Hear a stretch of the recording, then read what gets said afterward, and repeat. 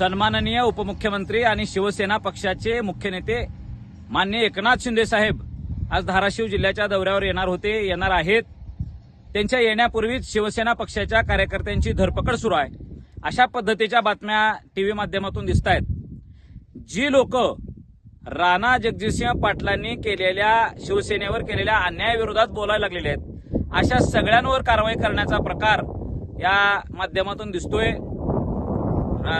नितीन पाटील यांनी काल जाहीर सांगितलं की आम्ही भाई एकनाथ शिंदे साहेबांच्या कानावर आम्ही काही गोष्टी घालणार आहोत की आपल्या शिवसेनेचा एबी फॉर्म भाजपच्या लोकांनी फाडून टाकला। आपले धाराशिव, तुळजापूर आणि कळंब या 3 तालुक्यामध्ये राणा पाटलालाच अनुषंगून असलेले काही तिकीट वाटप झाले आणि आपल्या शिवसैनिकावर, निवडून येणाऱ्या शिवसैनिकावर अन्याय केला गेलाय हे सांगणार आहे। असं म्हटल्या आपल्याच शिवसैनिकांवर कारवाई केलेल्या स्थानबद्ध केलेला आहे। तसं पाहता एकनाथ शिंदे साहेब हे दुसऱ्या पक्षातल्या कार्यकर्त्यांनी जरी त्यांच्या जाहीर सभेत गोंधळ घातला तरी त्याला स्टेजवर आणून त्याचं समाधान करण्याची धमक ठेवणारे नेते आहेत। आमचे उपमुख्यमंत्र्यांचे चिरंजीव श्रीकांतदादा शिंदे साहेबांनी सुद्धा ते अनेक सभेतून दाखवून दिलेलं आहे। मग आपल्याच पक्षासाठी घाम घालणाऱ्या, रक्त ओकणाऱ्या आणि शत्रुत्व घेणाऱ्या कार्यकर्त्यांवर कारवाई करायची भूमिका इथल्या स्थानिक पदाधिकाऱ्यांनी केलेली आहे आणि ज्यांनी राणा पाटलाची उचल घेतलेली आहे।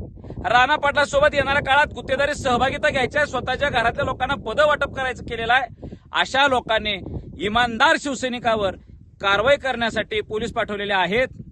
माझ्या सुद्धा गावात आज पोलिसांच्या गाड्या आलेल्या आहेत असं कळालं। मी आता अर्ध्या वाटेत आलेलो आहे। जर ही शिवसेना सामान्य शिवसैनिकांची आहे असं जर शिंदे साहेब म्हणत असतील, श्रीकांत शिंदे साहेब म्हणत असतील, तर ह्या जिल्ह्यातली शिवसेना नेमक्या कुठल्या दिशेला घेऊन इथलेच स्थानिक नेते चाललेले आहेत, स्वार्थासाठी शिवसेना संपवायला निघालेल्या आहेत, या गोष्टी आम्ही एकनाथ शिंदे साहेबांच्या पर्यंत पोहोचवणार आहोत, श्रीकांत दादाच्या समोर पोहोचवणार आहोत। कारवाईला कोणी भेट नाही, कोणी खात नाही, पण आमच्या नेत्यावर आमचं प्रेम आहे, त्यांच्यासाठी आम्ही वाटेल ते करायला तयार आहोत, एवढं मात्र निश्चित आहे।